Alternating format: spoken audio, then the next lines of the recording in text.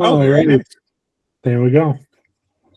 All right, everybody. Okay. To the folks who are here, welcome. To the folks who are procrastinators or otherwise distracted with less important things, welcome also.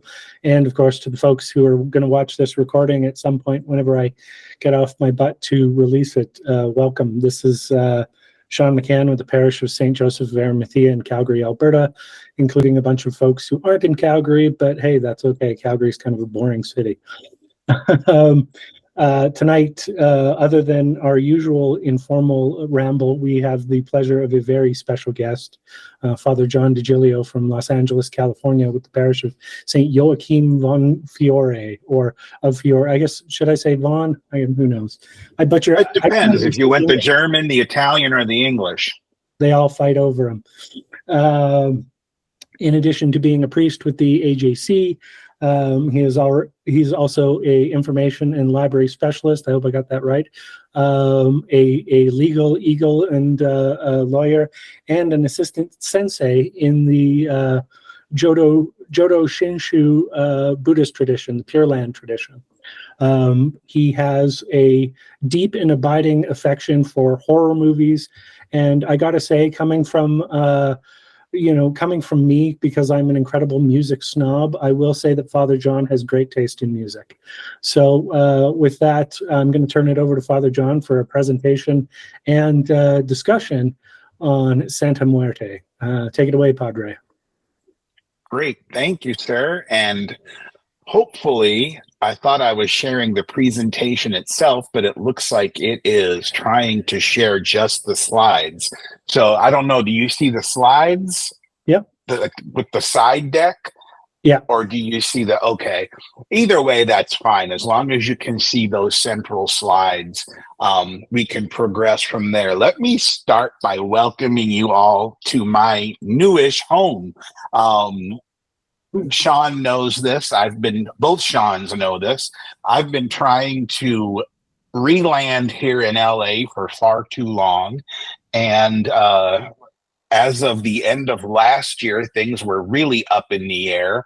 And I'm pleased to say that we are now in a new location here in what they call Mid-City Los Angeles. So I kind of have access to everything now. And I finally have a room to do my thing in. So you can see my Buddhist and Gnostic collections behind me on the shelves. So I'm looking forward to getting some things active out of this location. I'm really happy to be with you all tonight to talk about Santa Muerte. And I have put together a little slide deck on this, but my goal is to make this conversational. By way of some background, I know we mentioned Jonathan earlier. Jonathan and I have many things in common, and one of those things is we have a penchant for what I call gutter saints. And I use that term very lovingly because let's face it, most of us who exist on the fringes of mainstream religion, politics, you name it. We all know what it's like to have been in the gutter. It's a place that is familiar to us. It's safe for most of us. Anybody who's ever been marginalized, you know what I'm talking about. So I have a real interest in saints who exist within that realm. And Santa Muerte is one of them. Another would be Saint Expedite, for those of you who have encountered that as well. I've done some work with Jonathan on that, and we're going to do some more. But saints like that, saints that cater to the margins. Santa Muerte is particularly interesting because, at least with Saint Expedite, we have some real history to pull on. With Santa Muerte, it's a lot of unorganized information, unorganized practices, but some shared beliefs. And we're going to cover that as I move through this presentation tonight. So let's see if it will let me switch slides here. And of course it isn't. So let me move over here. Did that work? Yes. Perfect. I can see you all, or I can see the slides. So feel free to interrupt me while I go through this. But I wanted to start by sharing with you all the thing that most people encounter. And I have quite a few issues with this, but nonetheless, it's a start. And that's the entry from Wikipedia. These days, everybody knows what that is. You run a Google search on Santa Muerte, it's the first thing that comes up. And it's really not all that bad, but it's also not all that great. I share it anyway because it's a good jumping off point. And what we learn in Wikipedia is that Nuestra Señora de la Santa Muerte, which is Spanish for Our Lady of Holy Death, according to Wikipedia, often shortened to Santa Muerte, is the new religious movement, a female deity, and a folk saint in the Mexican folk Catholicism and neo-paganism. I think if the church heard that phrase, Mexican folk Catholicism, Rome would have agita over that sort of a description for various reasons. As a personification of death, Santa Muerte is associated with healing, protection, safe delivery to the afterlife, and despite condemnation by the Catholic Church, and more recently, a lot of evangelicals are suddenly raising the alarm about Santa Muerte. The cult has become increasingly prominent since the turn of the 21st century. And by increasingly, I mean one of the fastest growing new religions, if you like to use that term, in the world. The numbers that I'm going to share with you are absolutely fascinating. For those who live in areas that have already been touched by this, Sean, you may have visited one of the Santa Muerte temples here in Los Angeles. Now that this has gone mainstream, it's everywhere. It's really pretty interesting. So I wanted to start with that. I said I had some problems because anytime we try to package something like this neatly, we tend to find ourselves stuck with very general statements. Neo-paganism, not sure I agree with that by any stretch of the imagination when it comes to Santa Muerte. There's a very rich history that I'm going to talk about when it comes to how the Latin cultures, the Mexican ancient cultures have treated death and how this has come up. It relates to that. The same thing with folk Catholicism. It's a term that I have trouble with because it sort of insinuates that what we're dealing with here is more or less Catholicism itself. And the church would disagree with that. A lot of the practitioners would disagree with that. They may have had Catholic upbringing. They may have had Catholic influence. But again, this is what I call a gutter saint. And you will find that the cult of Santa Muerte really is people who have left that all behind. It's a thing growing in and of itself. And we will actually discuss that. So again, I wanted to give us a jumping off point because you can go to Wikipedia and take a look at this. And actually, I recommend it because at the end of the Wikipedia entry, there is a lot of great additional reading that you can link to from there, and it's good stuff. One of the things I will mention later, as with anything of this nature, as soon as somebody realizes you can capitalize on something like this, the market goes crazy. So if you do a search on Amazon right now, there are a ton of books published by people that you've probably never heard of, who are all giving you things that you can do to win the favor of Santa Muerte. Not that they're necessarily bad. Again, this is You know, again, a gutter saint. So people are developing this as they go.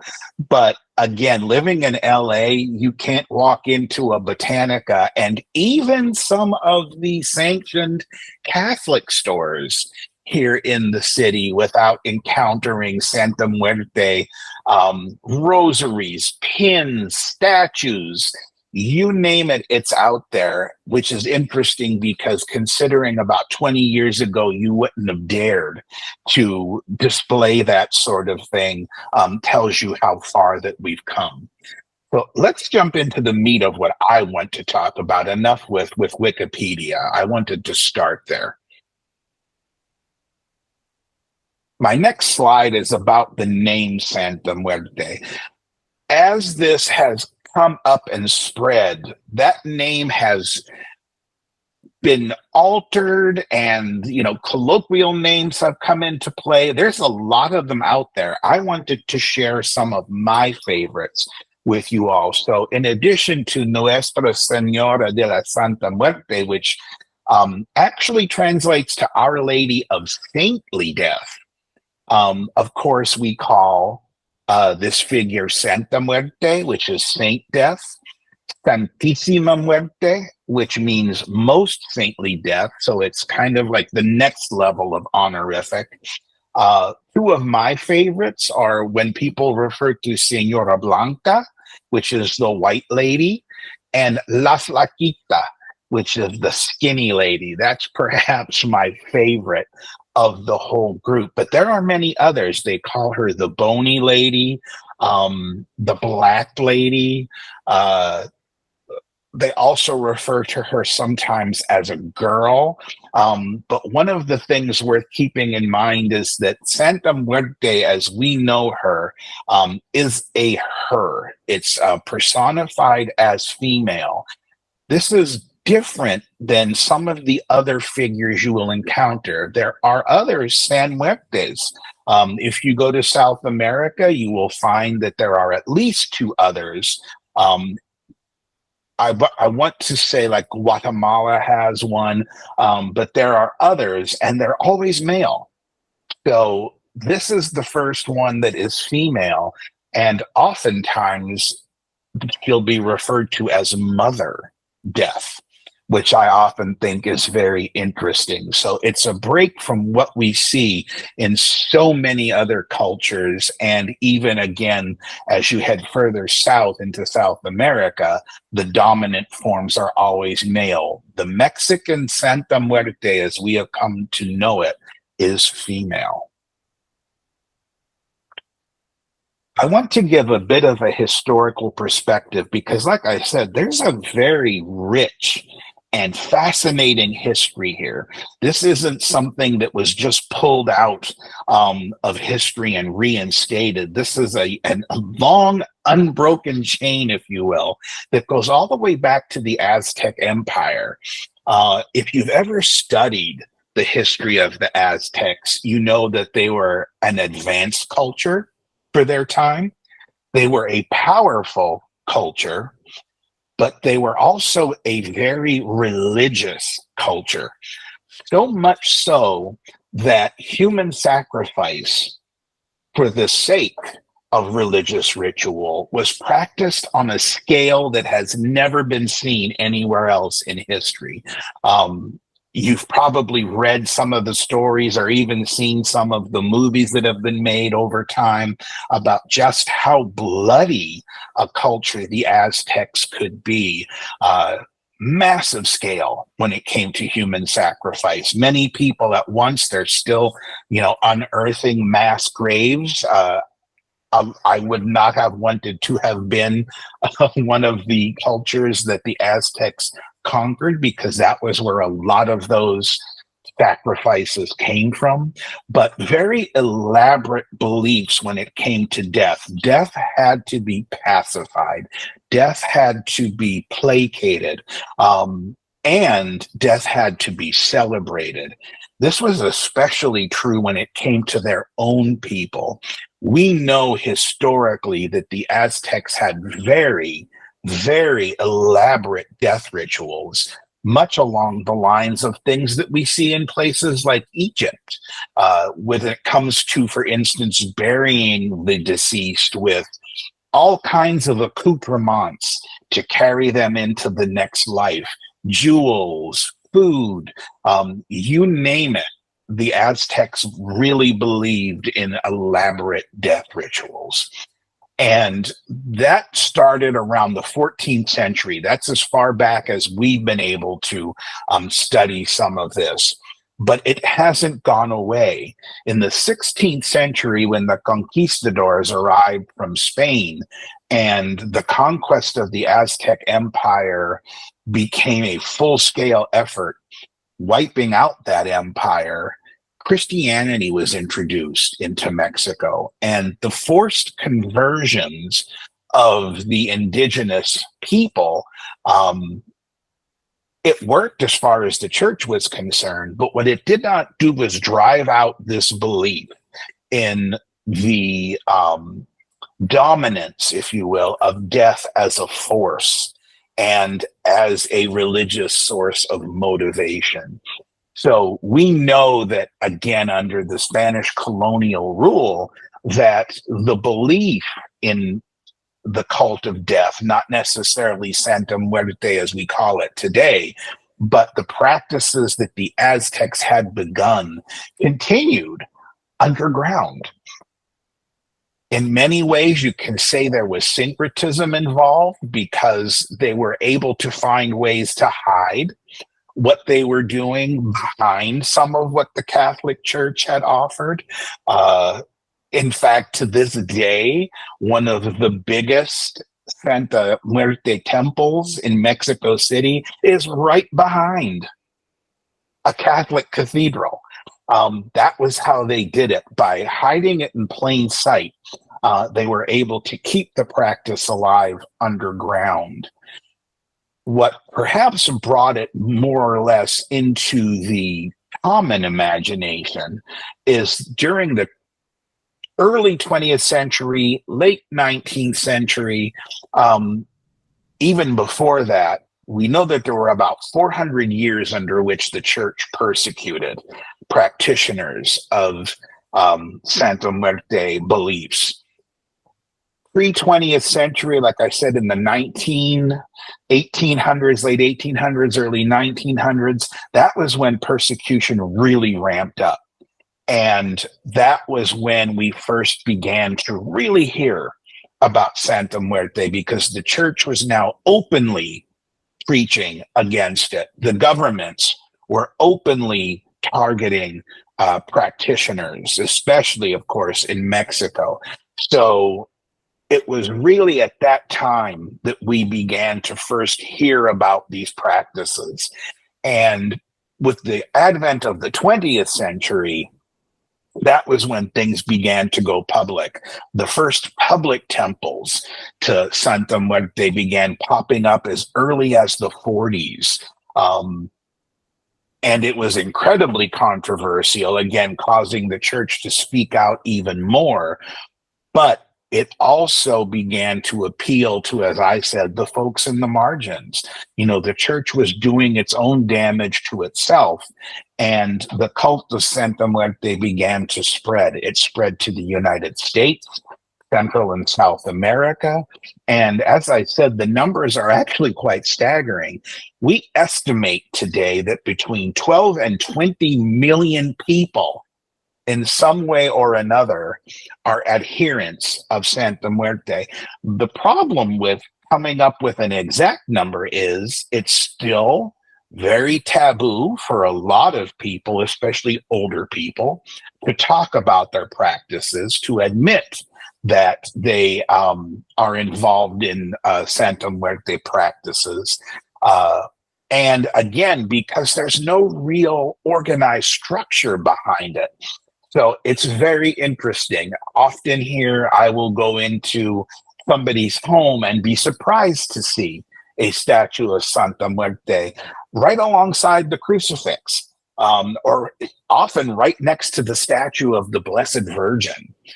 One of the things that I will mention later is one of the biggest controversies in recent-ish years, is there was an artist who actually created a virgin that was half the Virgin Mary, half Santa Muerte, and it managed to piss everybody off. Santa Muerte practitioners did not want the Catholicism brought in here. The Catholic Church didn't want what they call Satanism brought into their side. It was really quite a thing, but it's still on display in Mexico today. So that's sort of a historical look at the development of the cult of Santa Muerte. What I'd like to talk about now is what I call modern appeal and practice, because like I said, this is a very fast-growing religion. Out here in California, especially here in LA, the Day of the Dead, Dia de los Muertos or Dia de Muertos, is a big deal. It's something that we imported with a lot of our Mexican immigrants. Every year the celebration grows, and if you've ever been to the celebration here in LA, you know it's massive. It's a full day. It takes place in a multi-denominational cemetery. It's really quite something to see. There are parades and dances and you name it throughout the course of the day, but thousands, tens of thousands of people show up to enjoy this. So there is a modern appeal to this, and it continues to grow. I wanted to put this more in terms of things that are familiar to us. So I'll start with the idea of bells and smells.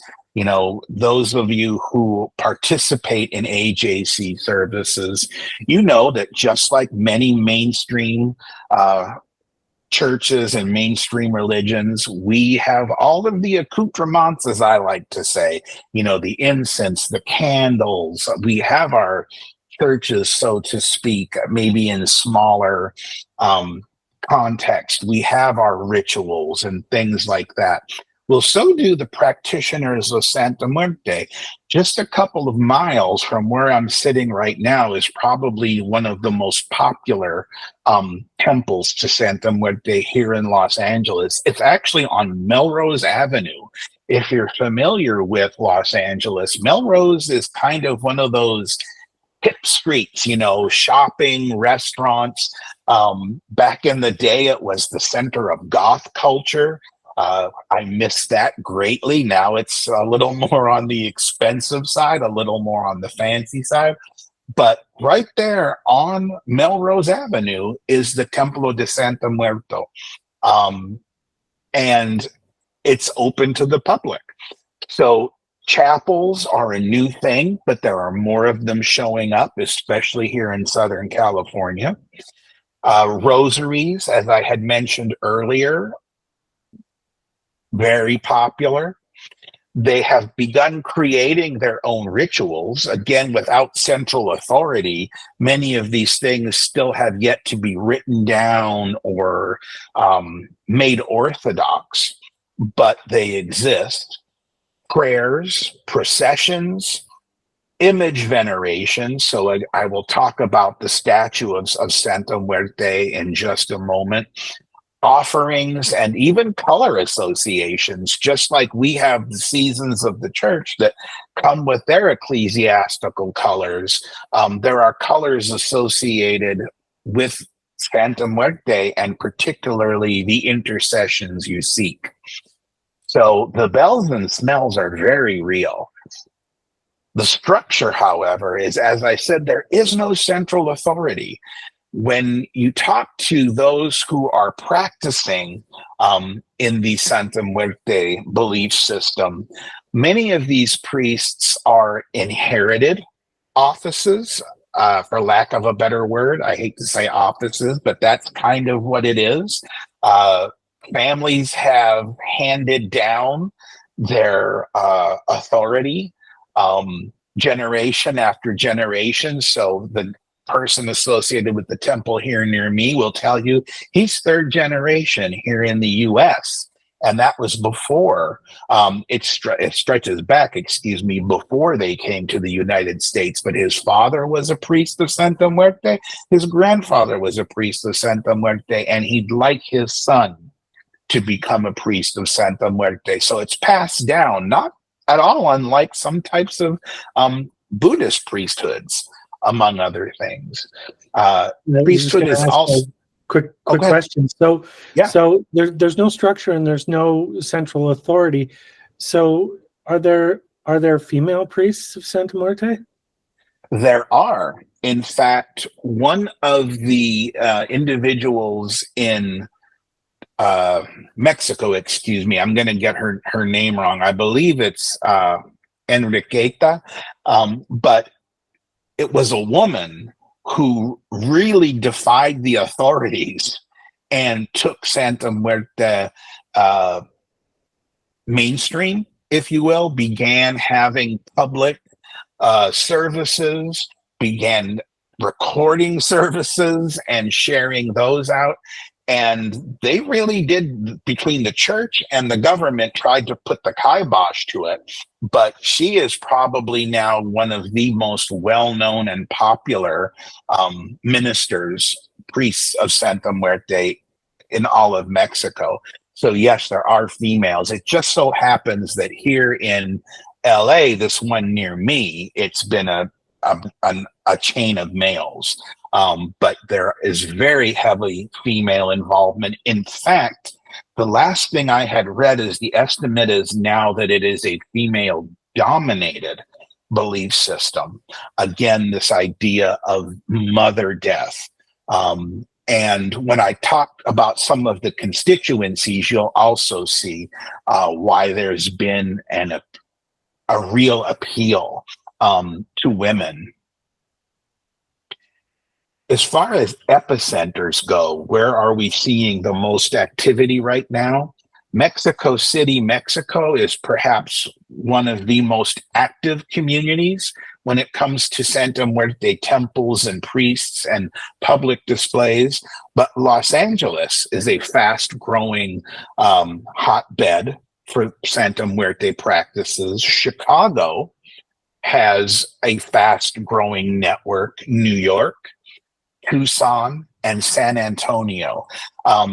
Mexico on the whole, it's popping up all across the country right now. For a while, it was heavily centered in Mexico City, but there are now temples throughout the country from the last things that I had read. So, what makes it such a fast-growing religion? It's the constituencies to which it appeals.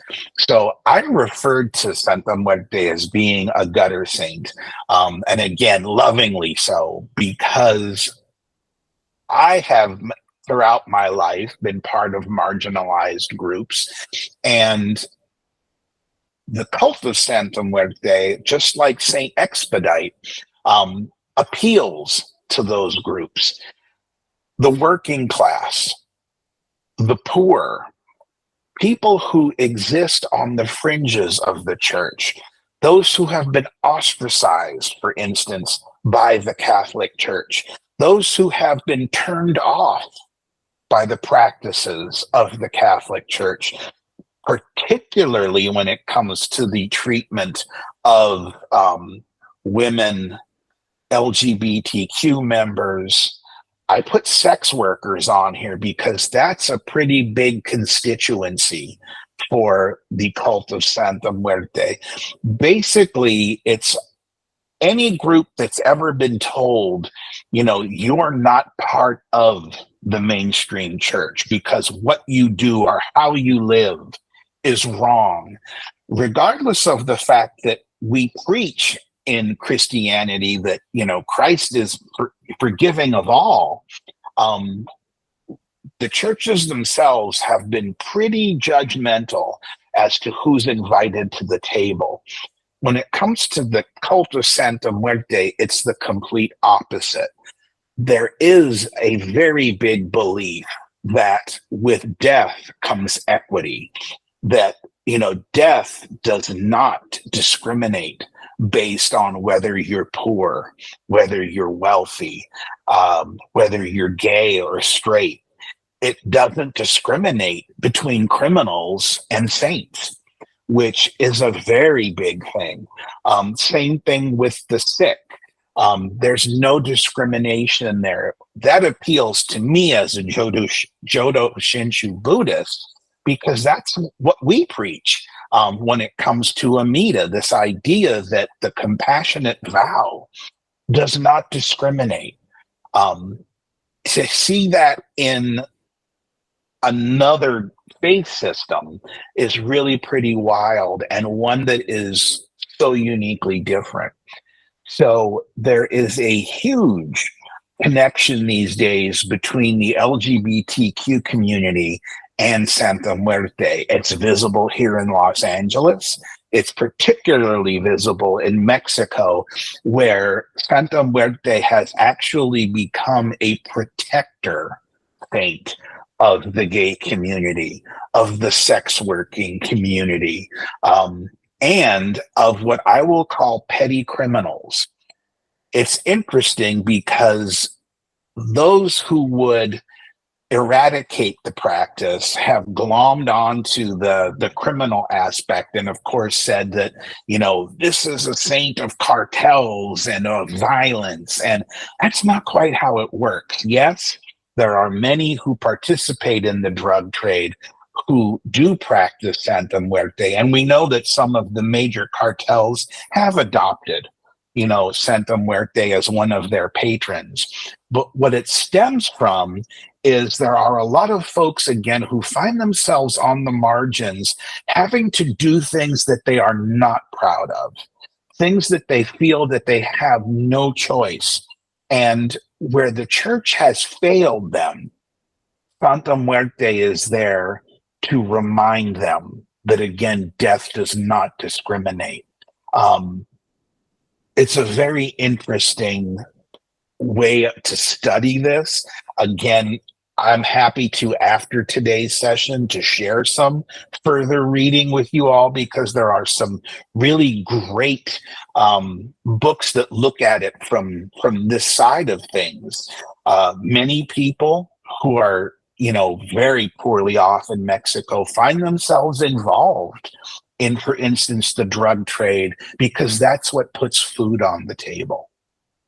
And again, they're not proud of it, but they find that they have nothing else to sustain them. So I will come back to that shortly. But Santa Muerte has also become the saint of many intercessions that appeal directly to these constituencies. So when you look at the practices around Santa Muerte, you'll find that a lot of it involves justice. Again, this idea of equity, that in the eyes of death, we are all equal. It has also become the saint of revenge for those who feel that they have been wronged by the government, by the powerful, by the church. Santa Muerte has become a patron of wealth and success, not so much as we tend to think about it with gobs and gobs of money, as it is in having enough to get by. And I'll share a prayer with you all that personifies that really exemplifies this idea of having what you need, not so much having it in excess. Santa Muerte has become a patron of protection from physical harm, again, especially for the marginalized. So within the sex working community, there are a lot of prayers and rituals designed to protect those who, put their body on the line. Same thing with criminals. It's, if you're going to have to do something that you're not proud of, pray to Santa Muerte to at least get you through it safely, that kind of thing. Santa Muerte is a protection, from dark magic. The church likes to sort of cast Santa Muerte as being satanic. It's actually the opposite in many cases, where you turn to Santa Muerte to protect you from the forces of darkness, because nothing sees better in darkness than death.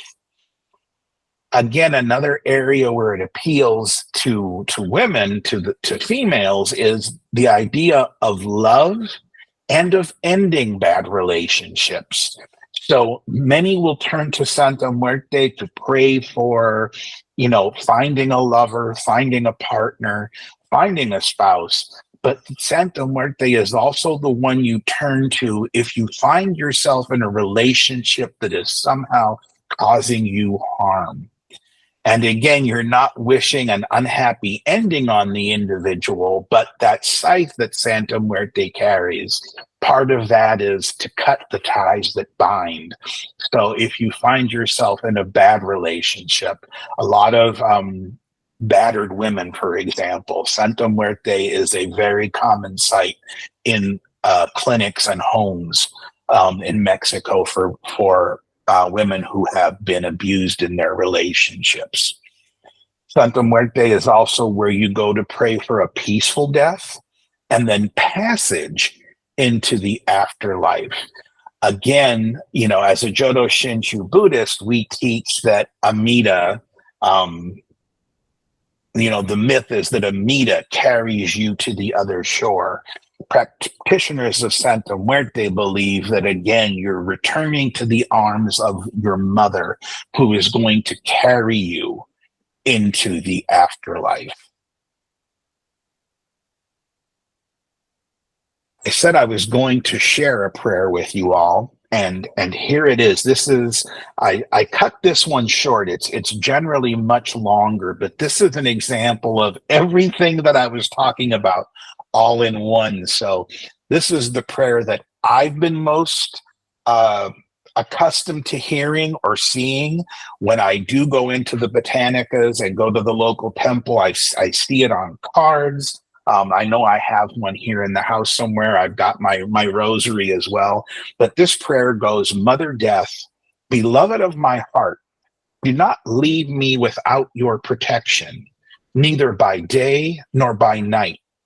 Illuminate me with your wisdom and comfort me with your love. And when my time has come by your decree, take me into your arms and carry me into eternal life. May we have always a roof over our heads and bread upon our table and all of our needs met. Free the prisoners, heal the sick, and comfort the forgotten with your holy love. O our guide upon heaven's path and keeper of the doorway into the life eternal. Amen. Personally, I find that to be a very beautiful prayer.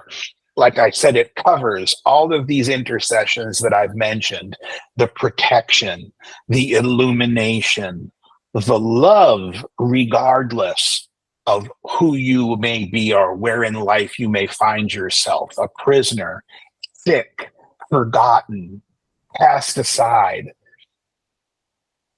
There's that love for those folks on the margins. And then, as I said, this idea of having enough, a roof over our heads, bread upon our table, and our needs met. So this isn't, for most folks, again, I'm going to put some of the major drug lords aside, because for them it did become a thing for, all the money we can make. But for the average person, this is about simply having what we need, praying for just that, not for ourselves alone, but for everyone. And then, of course, like I said, when the time comes to pass on, take us into your arms and take us through that doorway into the next phase.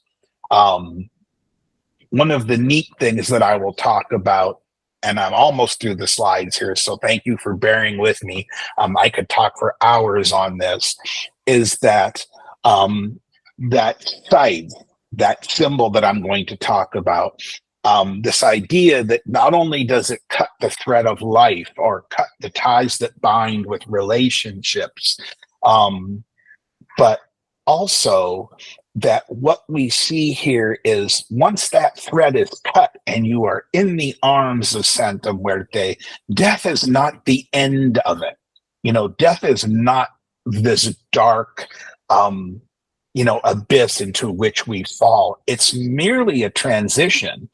And let's talk about some of these symbols, because it all comes together when you see statues of Santa Muerte. Not only do you see that scythe, but you may see a lamp, for example, this idea of guiding us through the darkness of death into life eternal. I'll start with the scythe. As I already said, it's about cutting the thread of life. It's reaping of souls. It's about cutting ties that bind, but it's also about prosperity. Because if you think about the harvest, when we're out there reaping the harvest, this is about putting food on the table, money in pockets. You want a good harvest. So really, there's a degree of prosperity that comes in with the scythe. It's not the Grim Reaper that we're so used to hearing about. It's not that kind of thing. Often Santa Muerte is also shown holding a globe, and this globe represents power over all the earth. Like I said, no one is spared when it comes to death. Death is coming for us all. So sometimes they will explain it as the earth is our common grave, which to me is a little kind of dark and depressing. We're all going to die here. This is our common tomb. But again, it's this idea that few things have dominion over all the earth the way death does. Birth is never guaranteed, but once you're born, death is for all things. It's considered the most powerful force to practitioners of Santa Muerte beliefs.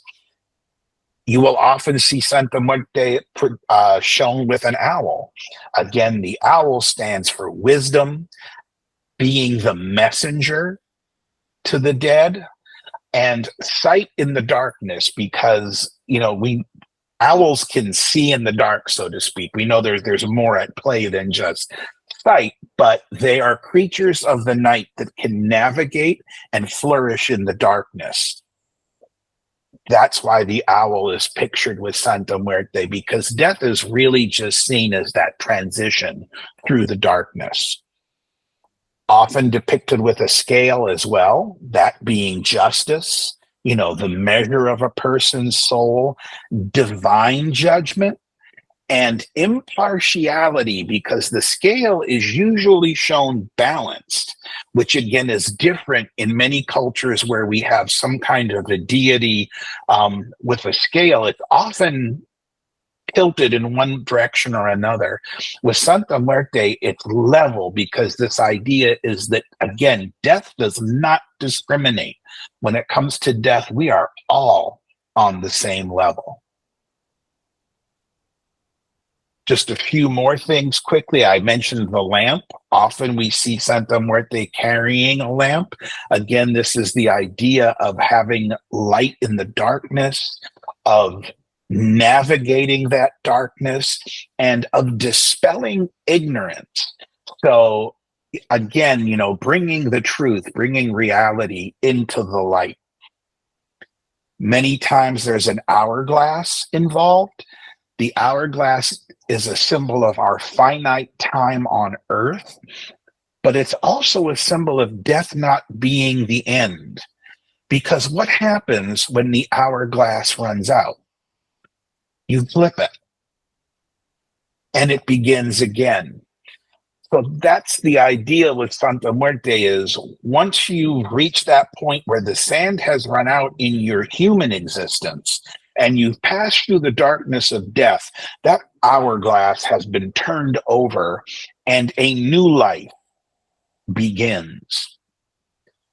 And then finally, I mentioned the colors. When you see statues of Santa Muerte, often they will be wearing solid color robes of one of roughly 6 to 7 different colors, actually.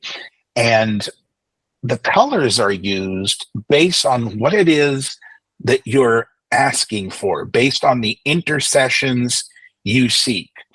So a Santa Muerte dressed in red, for example, is going to be a petition for love, romance, sex.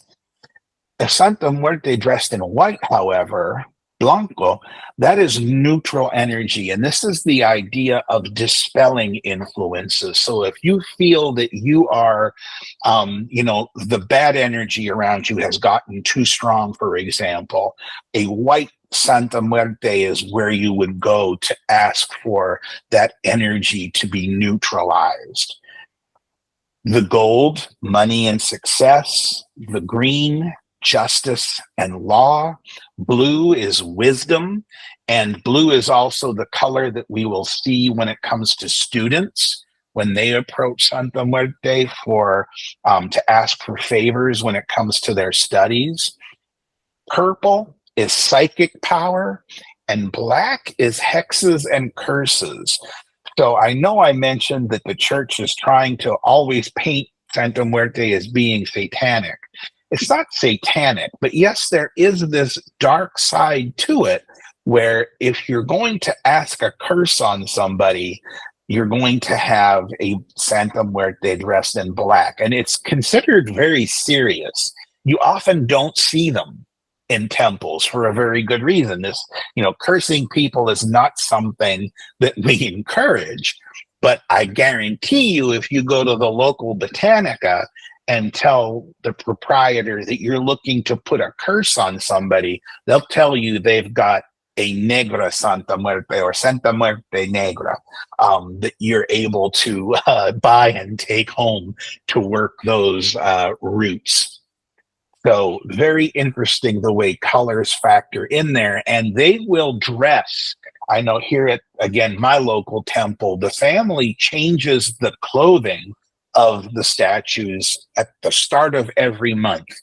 So different parts of the temple will at different times be for different purposes. And then just to wrap up, I wanted to show you that, despite the fact that it has gone mainstream, some things never change. These are very recent articles written by various Christian and Catholic publications. The one from Crisis Magazine, Santa Muerte, Don't Pray for Us. Not a bad read, but you really do get a sense of what they will do to spin these things. And then this other one that you can't see the name of the newsletter. It's a Catholic newsletter, and this was one of their more recent articles. You see a lot of them right around the Day of the Dead at the end of October, because Santa Muerte has become such a big part of Day of the Dead celebrations. And this one is, have you heard of Saint Death? Don't pray to her. So again, all kinds of admonitions about how this is satanic. And even the Pope, the current Pope, has spoken out about the worship of Santa Muerte. Now, interestingly enough, many of the churches in Mexico treat it not as heresy, but as heterodoxy. So rather than saying it's heresy that runs fully counter of what the church teaches and thus, puts you on the outside, being heterodox means that, well, you've got some things right, but you're going in a different direction. So they kind of tippy-toe around it down there, because the last thing the Catholic Church especially wants to do is push more people away. So if you start telling people they can't have their practices, they may leave the church. But that said, you can again do a Google search and you will find that the current Pope Francis himself has had quite a bit to say about Santa Muerte, especially on his last visit to Mexico. So I just wanted to then end by sharing some pictures with you all of the local temple. I did not take these. I very seldom take a camera into a church. It's not something that I feel good about. That's just my own personal practice. They do allow you to take photos in there, provided that other people aren't in there. And again, that's just for the privacy of others, because we don't know what they're praying for, why they're there, but a lot of people will make a lot of assumptions if they see somebody they know in a picture at the temple. So this is the one that's closest to me on Melrose Avenue. It does have a visible, nice front entrance now. It did not always. I remember when it was a door that you walked up to and knocked and hope that there was somebody to let you in. Now it's open to the public. And when you go in that front door, you can see here that it's a single room, one big room, but it's sort of sectioned off in a way that its different parts are dedicated to different aspects of Santa Muerte. And locals call it Pesamu, which means a temple of Santa Muerte, or Templo Santa Muerte. So you'll see Pesamu on different things, t-shirts and stuff like that. It means that they belong to that temple. These are some more scenes from inside the temple. You can see here is a Santa Muerte dressed in gold, holding the globe. Over here, we see one dressed in, I believe, gold, blue, and I can't tell what the one in the back is, but this was right around the Day of the Dead, hence the marigolds, which are considered the flower of the dead, on the altar. Here's another one. They occasionally do move some of the displays outside so that if the temple is closed, people can still come and leave offerings, and they do. As you can see from the picture here, lots and lots of flowers. You'll find cigarettes, alcohol, chocolate, tobacco. In and of itself is a very big part of the practice. And then, of course, and as I mentioned earlier, you will find crucifixes and statues of the Virgin, Catholic and Christian accoutrements right next to the images of Santa Muerte. So there you have it. I know I went on much longer than I think we had planned for me to do, but as I said, this is only a snippet. I could go on into each one of these little individual areas and do very specific talks, because this is something that I do find so fascinating. Being a priest myself, and knowing what marginalized people have dealt with, I do have a special relationship internally to things like Santa Muerte and Saint Expedite, what I call the gutter saints. And that's what fascinates me is, again, when the church isn't serving the needs of the people, where do they turn? So here's another example of a saint that does not discriminate. And it's really pretty cool. So I'm just going to shut up there and let you all ask questions, because I know your time is valuable. No worries. I'll just get you to turn your share off so we can get everybody up on the screen there. Oh, yep. There we go. Just quickly before I turn it over to Sean for his question, I just wanted to say thank you. That was excellent. I'm a fan of, like I said before we started recording, I'm a fan of weird Christianity, which is funny because, I mean, we would call it weird now, but it wouldn't be, it wouldn't be weird in patristic times. As folks here have often heard me said, early Christianity is this is going to sound like hyperbole, but it's not. Early Christianity was a necromantic death cult to a certain degree.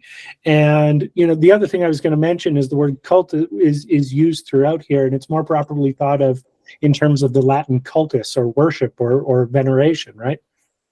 And so, rather than, if you think of when they use the word cult, they're not talking about something like Jim Jones. They're talking about veneration, as in cultus from the Latin. So this is fantastic. I mean, I've always found it, I've in the last couple of years, I've taken a spin through, as everybody knows, through Celtic mythology, and you've got lots of kind of death figures there, whether it's the Cailleach or the Morrigan, that type of thing. And I also participate in a monthly death cafe with another community, and it's been helpful because, I mean, the pandemic has had lots of death, and I've also lost several friends and family members over that time. And it's interesting because that community is quite large, much larger than ours. And yet every time I've participated in the Death Cafe, there's a couple dozen folks. Now, a couple dozen folks for us is a pretty good turnout, but for them, it kind of underlines this thing that you alluded to in kind of the historical context and the spiritual context, that death is still very much taboo, right? And there's a Gurdjieff has that famous quote about a man will give up anything you like except for his suffering. And I often think that you could easily just slot death in there, that human beings will face anything you like except for confront the reality of their own death, right? Or any of that kind of idea of, mortality or finiteness or whatever, and all the questions that come with it. A favorite sci-fi quote of mine comes from Babylon 5. Only human beings whose lives are so short could imagine that love is forever. Right? There's so many issues kind of wrapped up in death, particularly, that's so rich and fertile for spirituality that, listening to your presentation, it, that's kind of, you would think that spirituality and religion has had a kind of a lock on the idea of, death as a spiritual topic. And even though the door has been wide open for millennia, people don't look at it or approach it, or they tiptoe around it. And I think it's very bold and brave and even spiritually powerful that there are whole constituents of people, whether by reason of ethnicity or minority or marginalization, and even just regular card-carrying average folks, like myself, straight, white, Christian, middle-aged, and bald, that there's an avenue to kind of look it in the face and see it looking back at you compassionately, rather than being a scary subject. So I think you hit the nail on the head there. It's always been a tool to frighten, to control, in most mainstream faith systems. Being a Jodo Shinshu Buddhist, where we sort of embrace death, and we too believe it's the equalizer that brings us all together.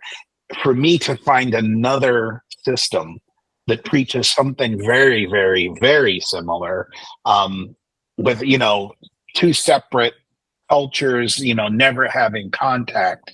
I thought that was very interesting, because the trajectory of Jodo Shinshu was very much the same. It was this idea that, people on the margins were brought into it, and the government fought it. The dominating, at the time, schools of Buddhism fought it, and it has become the biggest denomination of Buddhism in all of Japan, by bringing in the margins. So, yeah, I think it's also interesting that in terms of the quote unquote folk Catholicism, that you see a lot of these kind of blended traditions, whether it's Santa Muerte, or you look at Santeria or Voodoo, or any of these kind of traditions where it's a blending of culture and religion. That often, like, it comes from the ground up, and it also works against oppression or the establishment or whatever you want to, that kind of thing, that it works on behalf of the little guy. And notice that a lot of the kind of combo faiths, for lack of a better phrase, seem to have that kind of nature, and it's very, very heartening. Sean, you had a question. Go nuts. I can't really remember it now. No, I mean, Oh no, I'm sorry. no, it's okay. Well, no, now that you're saying that, you're making me think of how, like, I feel like Catholicism is very much always this kind of dialectic between the central power and the people. Like, we wouldn't have any Marian, like, there would be no rosary if the church had its way. You know what I mean? Like, yeah, I don't know if that's true, but as far as okay, I do have a question. So John, what's the cross street of Tesamu? It's Melrose and what? Oh, I'll have to send that to you. Is it like La Well, Brea or is it like Normandy? it might be La Brea, La but Brea. here's the funny thing. If you put it in Google Maps, it comes up now. I feel like I've seen it, like looking for Botanica. I promise you have. It's even on Yelp. I mean, I checked Yeah. all of this because, again, I remember when you had to know somebody. Yeah. That's how I first found the temple. And, now people are rating it on Yelp. That's funny. Yeah. Because I used to. When I go into maps and I punch in, Holy Death, I get my workplace. So. And I have one more question about. I have millions of questions, but this one I've been wondering about. I don't know if it's Doña Muerte or Señora Muerte is like a different. It's not like there's San La Muerte in like the Peruvian, like South American culture, like you said, who's masculine. Male, yep. Yeah, but there's also like another Mexican, Central American one, which is a feminine one, but it's like when you see the statues, it's like a lady like in red, where like half of her is a normal woman that was very pretty, and the other half is black. Have you seen that statue? Yes, that's earlier I mentioned about the artist who fused Mary and Santa Muerte. It's along those lines, but you're right. It's I'm trying to think. They say Señora Muerte and they say, I want to say Doña de Muerte, but something like that. Yeah, my Spanish isn't great, but that literally translates to like the woman of death, like Lady Death. Yeah, Lady Death. Doña. Go ahead, Angie. Sorry, Doña would be like anti-death. Yeah. No? There you go. So, and Doña is right. a term of like deep, deep affection. So, like, if I was to go to a friend's house, I would refer to her mother as like Doña, whatever her name would be. And that would be appropriate. Yeah. So it would make sense that kind of figure would have that and affectionate. In line with that, what's really pretty cool is if you do get the chance to go to the Day of the Dead celebrations, the central figure for Day of the Dead is Katrina. Again, a female personification of death. But Katrina is based on Santa Muerte. What happened is, again, because it was underground, people didn't openly, celebrate. They didn't have images. There was an artist, Posada, one of my favorite artists. He was the first one to come around and say, well, I can create something that we can have as part of the celebration that doesn't hearken to what we know of Santa Muerte. So he created Katrina. And when you go into temples of Santa Muerte now, you'll see Katrina there, simply because this is what, in fact, I've got a beautiful one over in my bedroom, much to my husband's chagrin. We go to bed every night and she's watching over us. But if you ever have the chance to look up the artwork by Posada, Posada, I recommend it. Angie, you had a question or comment? Yeah, I just wanted to say that Mexico has a really long tradition of that combination. So I've been to the church San Juan Chamula in Chiapas, and I mean, that's technically a sanctioned Catholic church, and it is wild as hell. I'm just saying, like, it's a whole thing. And so, yeah, it does. I mean, because it is such a rich mixing between the indigenous, not just the like Aztec, but also, many different forms of indigenous culture down there. So it, and I also have my like Guadalupe, you know what I mean? Like, she's not Santa Muerte, but like, again, they do in that particular culture create these very venerated saints. And so it doesn't seem very surprising to me that they would have also Santa Muerte in addition to et cetera. Yeah. And what I love about it, again, is the feminine really comes in. And to me, not only is that enlightened, but everywhere you turn, even with mainstream Catholicism, there was so much emphasis put on the male aspect of everything. But death, the one equalizer, was personified as female. And the interesting thing is, when you look at it, the other equalizer is birth. Yeah, she's on both doorways. She's on both ends. The feminine energy is on both ends. It brings you into the world and it escorts you on to the next. And I find that so incredibly fascinating. I think that actually connects to something my mom said, something about I brought you into this world and I can take you out of it. But it also makes me think of like our texts like Thunder Perfect Mind, right? Like I've been kind of talking about this in our parish chats a lot, where we have this sort of idea of the feminine being this pure thing and the singular thing, but if we kind of pull back, it's the duality of the birth and death, the virgin and or like all the things that we see in Thunder. And like I just feel like there is this, I've been talking in the parish about feeling really uncomfortable with images of the feminine as a singularity, and feeling much more comfortable with the duality. And I feel like, one of our first examples of it in written anyway is at least in Thunder, and to like sort of, when we think of the divine feminine, to be thinking in those terms as opposed to, Right. And that's beautiful. You've actually given me some more things to think about there, because you're right. With Thunder, I am the virgin, I'm the mother, I'm the whore.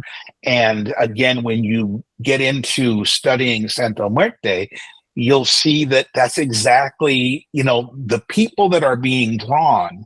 These are mothers. These are women who are looking for partners.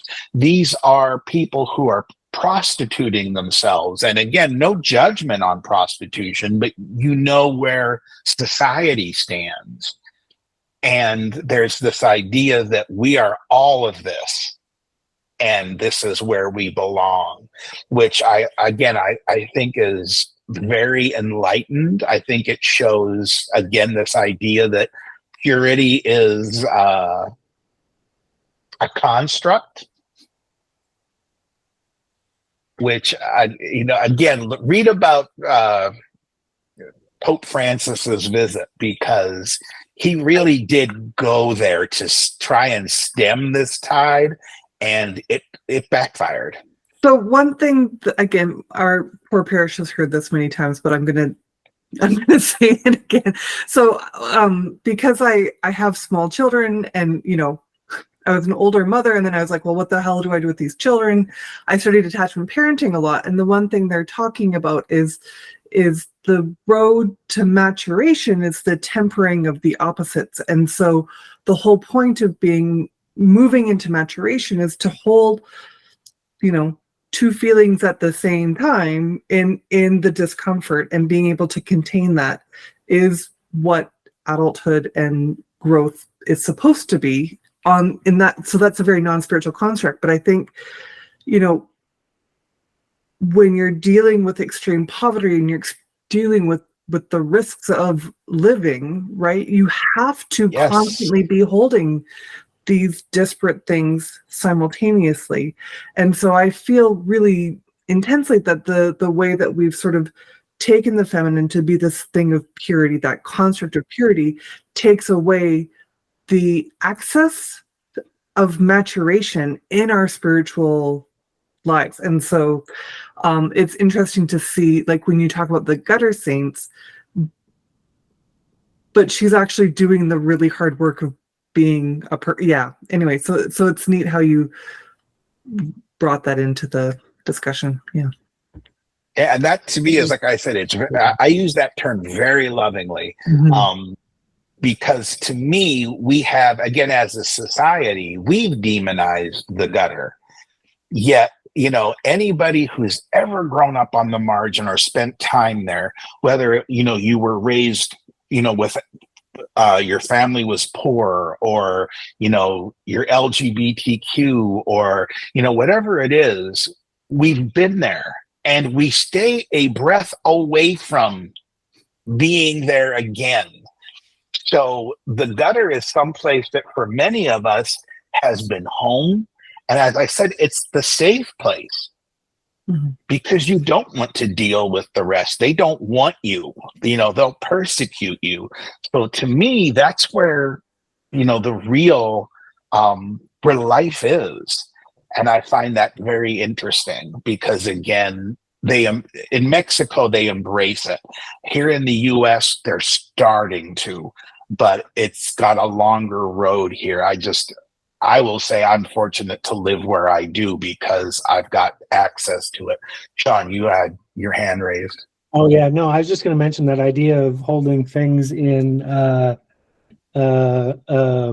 idea of holding things in tension, is important. I mean, that's one of the Reverend Angie alluded to it with attachment, but it's also, one of the foundations of things like, dialectical behavior therapy, the idea of holding, ideas, whether conflicting or not, in tension. Two things can be true at the same time. One of the authors of which I'm fond, Philip Cargam, who was the previous chief for the Order of Bards, Elevates, and Druids, which is another community I participate in. That's the one that I did the Death Cafe stuff with, and it's fantastic environment, great people. I recommend it. He talked about the idea of multiple paths, like in terms of spiritual traditions, affording you the benefit of, rather than a kind of monocular vision, a binocular vision, right? That when you add two things in there, right? And he's talking about doing, say, two spiritual practices. So, for example, Gnosticism or Buddhism, or Christianity and, say, neo-paganism or Druidry, right? So he's talking about it in terms of wider traditions, but I think you can focus it down to these ideas in intention, that when you have that kind of binocular vision, what it enables you to do is perceive depth of field. Right, you get a deeper picture than you would, with a single eye. So, while Philip talked about kind of that in terms of overarching paths and practices, I think that works inside even in individual practice. That I think, if you've got that idea of birth on the one hand and death on the other, there's a certain thing that allows you, through the lens of the one, to perceive the other in more detail. Right, you know what I mean? That you have a better understanding of death when you have an appreciation of birth, and vice versa. Right?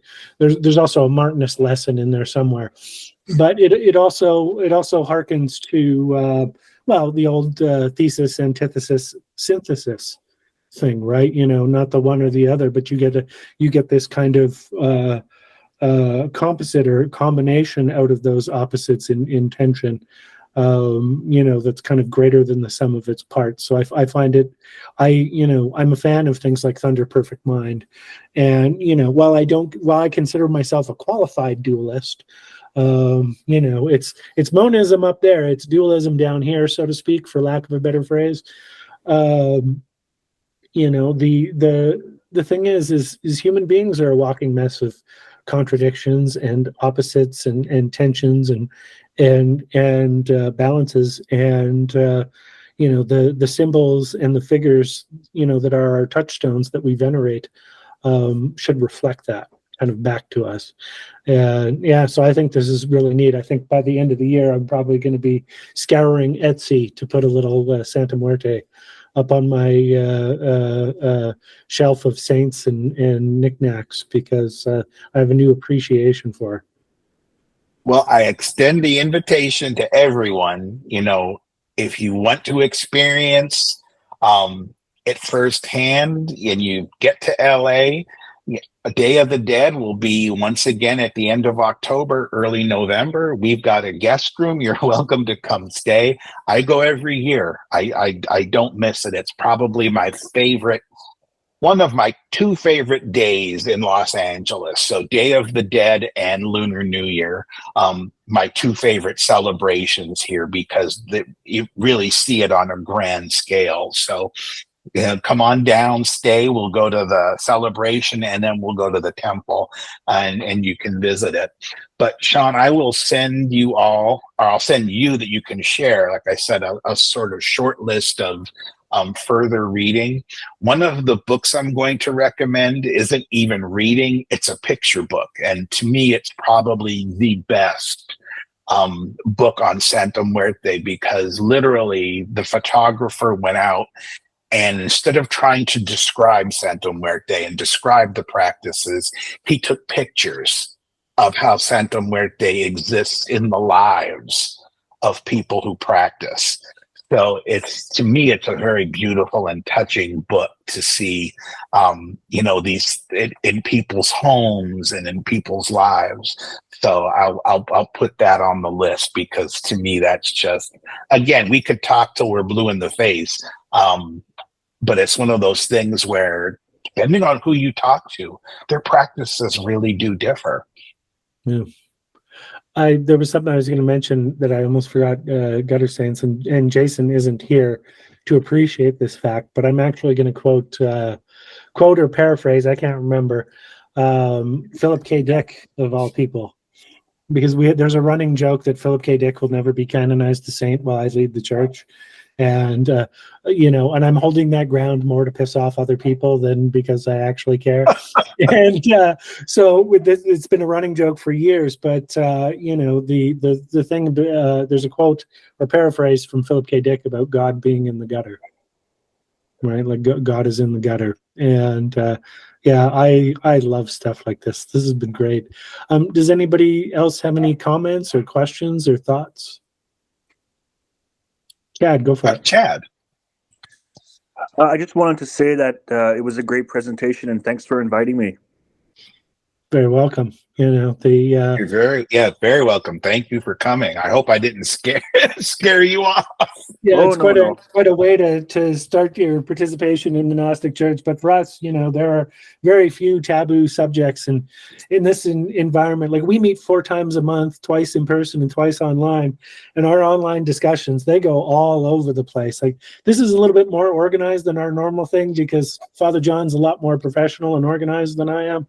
But we there are very few subjects that don't get touched on in this context. So I'm glad that you were able to jump in on this one, because this is definitely kind of a really good kind of snapshot of kind of the richness of varied spiritual perspective that a lot of our folks have.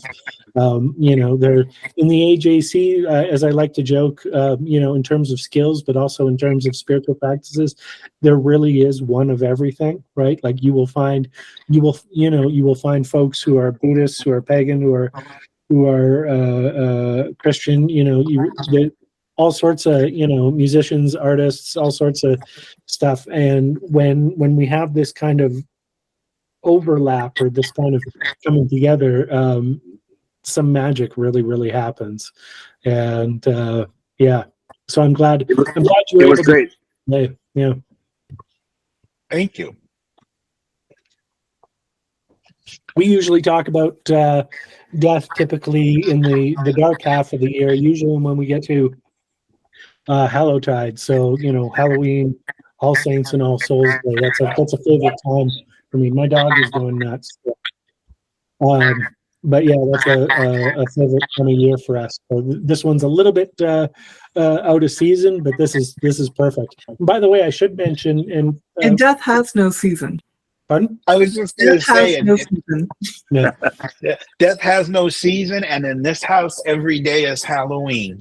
Yeah, there you go. But I was going to say, Father can correct me if I'm wrong, but I believe I believe there are a few days on the calendar for venerating Santa Muerte, and one of them is November 1st. Also. Oh yeah, Yeah.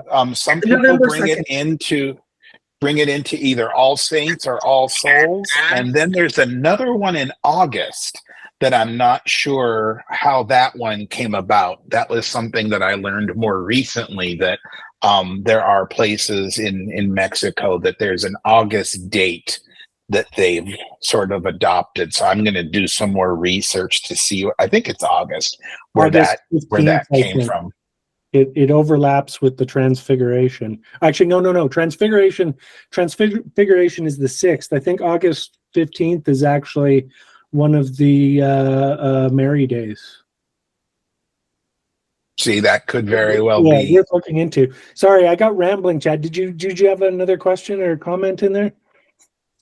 No, I don't think so. Could she sort of be identified as like an underworld goddess, sort of? Because I think of death. I think of death in the underworld, but death sort of has more of a finality to it in my mind, and the way I imagine it, the underworld seems like it's still a pretty busy place. I don't know. Right. And in this case, there is no underworld.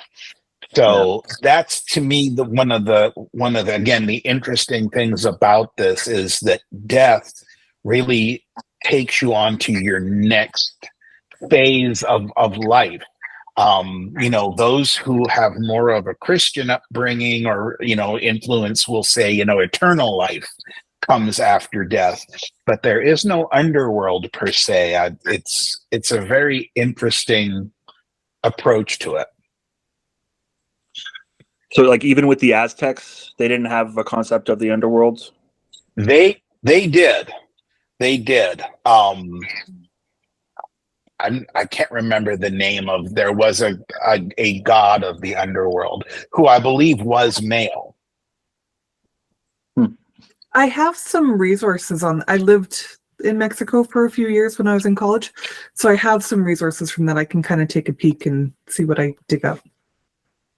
Yeah, it's a very, because the name of the underworld and the name of the god of the underworld are very similar, but the Aztecs did have that. But there was a punishment aspect to that which doesn't exist with Santa Muerte. Again, Santa Muerte is the great equalizer. Whether you were a criminal or whether you were a saint, there's no distinction. Sean, you had a thing? Well, just like in terms of this like underworld, like the location of death. I remember hearing Ed Calderon give a talk on Santa Muerte. Ed Calderon was like in these like special forces in Tijuana, these anti-cartel special forces, and so like they also had very highly developed Santa Muerte practices because they're kind of like duking it out. But anyway, he said something along the lines of death is in the way that light exists and is surrounded by darkness. Death surrounds life in the same way, that so that you're born into life from death, you come into life from death and exit life back into death as well. And so it's not like it's not like a chthonic like under place as much as like a kind of like we are within the womb of it. It's just that we're in this construct now that we don't see it precisely so much. It was my it kind of tracks kind of roughly with the kind of modern conception, or at least how we phrase or talk about it in the present day. For example, the Celtic otherworld. The otherworld isn't over there, out there, up there, or under there. It overlays and interpenetrates right? It exists, consider it, in the same thing, but perhaps a different frequency type of thing. And that, so where you get that kind of Celtic concept of the thinning of the veil, portions of the year or kind of threshold times where the veil is quote unquote thin, that's where people can more readily perceive what's around. So the idea of the other world is here, right? The other world is here, and overlaid or in between kind of our world, rather than being a place that you go to. I guess you could almost use the like the Stranger Things upside down after a fashion. You're dealing with there were certainly portions of the culture where they believed caves or burial things that literally would be a gateway to another particular thing, but there are also kind of maps or conceptions that you would look at where they're literally, it's the same place, right? But a different frequency, for lack of a better phrase. Yeah, I threw something in the comments that I pulled out, and it was about the Aztec, god of the dead, and Mictlan. That was the name of the underworld. So they had a pretty elaborate system, which is kind of really, again, cool, because we talk about the different levels of hell. The Aztecs had 9. That's a good number. My dog is, but we're also at time at 9:30, so. Well, Chad, if you have a quick question, I'll take it, and then I'll let everybody go. I don't have any questions. No. Okay. Thanks very much. You're welcome. Thank you. I think there was somebody at the door. My dog is 14 pounds of bark. Well, I've got dinner calling me here. Max, did you have a question or comment before we wrap? No, just thanks, John. That was amazing. That was great.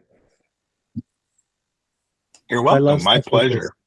You did great. I love this. I think you've made a bunch of Santa Muerte devotees, or at least they will do a double take when they pass a statue. And by the way, also like I said, we meet online twice a month and twice in person. I always give the kind of what's up for our schedule for the next little bit. So on Sunday we have Mass in person. And then on the second Wednesday in March, which I think may be the 13th or the 12th, around there, it'll be me talking about everybody's favorite Frenchman on fire, the Cathars, which is a evergreen favorite of mine and or ours. So I'll be speaking on the Cathars. So if you would, if you're interested to join us on that day and sit back and relax and listen to other people yap and realize how much more organized you are welcome to join us for a discussion on the Cathars. I love the Cathars. Every time I encounter the Cathars, I consider becoming pescatarian. So. But then I'm worried somebody will light me on fire. Okay, so with that, we will wrap for the folks who are in town on Sunday. Of course, I will see you then, and then we will be back in March with the Cathars. We've got 5 things scheduled in March. One of them, instead of our fourth Wednesday, on the Tuesday before the fourth Wednesday, myself and the Primate of the United States, Mar Thomas, Dr. William Bean, and I will be broadcasting Tenebrae. So, and for folks who aren't familiar with the ritual of Tenebrae, it basically, because it's held during Easter week, it recounts essentially, the final week of Christ's life, and it's lit only by candles. And as you conclude a different portion of the story, you blow out a candle. So by the time Christ kicks the bucket, you're in pitch darkness.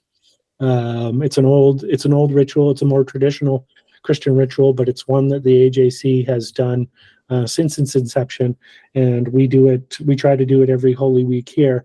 I have done it locally, in church, but when we hit the pandemic, I started broadcasting Tenebrae, and now that the pandemic is sort of kind of halfway, mostly three-quarters, let's pretend, over, we've continued to do it online. So that's open to all. That'll be broadcast on Facebook and maybe YouTube if I can be arsed to push the button. And that involves 12 readers, each of them, going in around and reading a portion of the story. So for folks who have the misfortune to work for the church as a deacon, priest, or bishop, I will be drafting folks to do readings for that. And also for folks here in our St. Joe's group, if you'd like to try your hand at doing if you've got a candle and you'd like to join us for the online thing and do a reading, you're welcome to let me know. So that'll be on March 26th. And then we will have Easter Vigil in person over in the catacombs, as I like to call it. We'll be doing the contemplative Eucharist for Easter Vigil. And that's the 30th. And there you go. That's our schedule. And now we're done, and Father John can eat. My other half. Before he experiences unholy death. Out there yelling, "Is it dinner time yet?" Well, please give my best and my love to Mitch and, of course, to Manny. Will do. Thanks, everybody. Have a wonderful evening. Thank you. And don't be a stranger. Good night.